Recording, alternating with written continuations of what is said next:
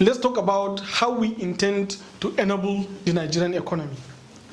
I will start to talk about energy. Nigeria is a country that we have abundant blessing in terms of energy resources.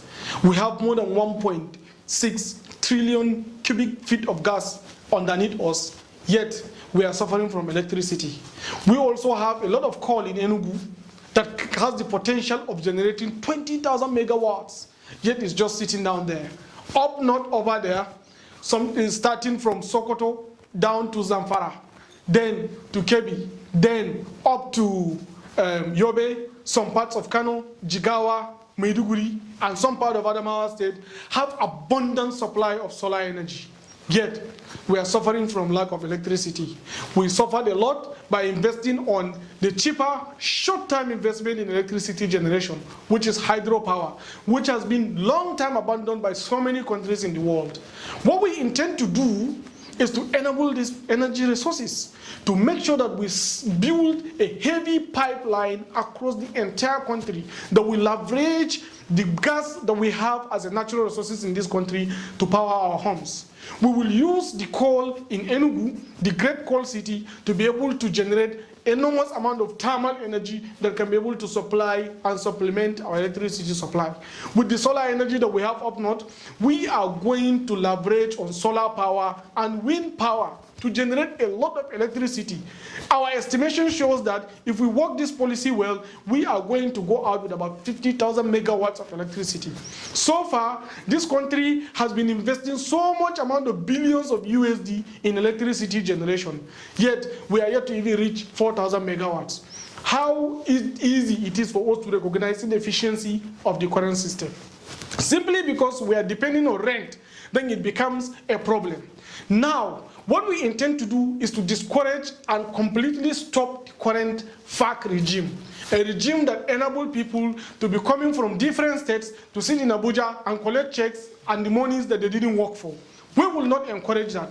The entire money that is coming from our petroleum industry is going to be used to invest in Nigerian infrastructure. We are going to build good roads, we are going to build good bridges, we are going to discontinue anything called geopolitical zones in this country and then change it to geo-economic zones. We are going to urbanize about 9 states in this country, especially the states that are across our shoreline.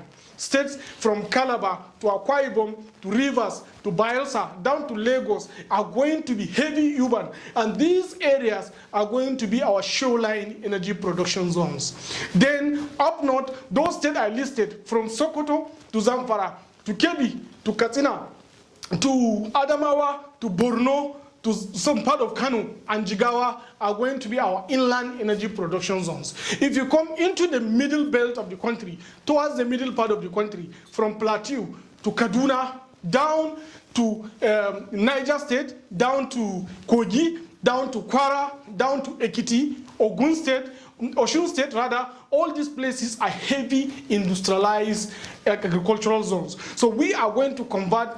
We are not going to invest in this kind of mini agricultural investment that has been happening today in this country. We recognize that agriculture is a very big business, and we are going to support heavy, real, strong enterprises to produce agriculture at industrial scale.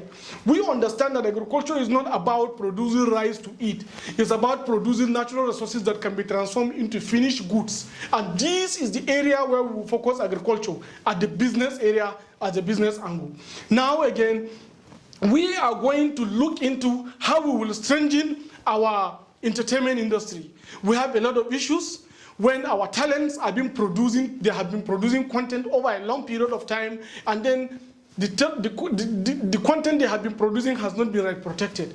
We will create a very strong copyright rules and then set up a task force to ensure we penalize every other person that is doing piracy in this country. We will support our talent, we will create their international market, we will make sure that they connect, we incentivize the entire process, and we make sure that they have the relevant health care capacity that will cater for them as they age.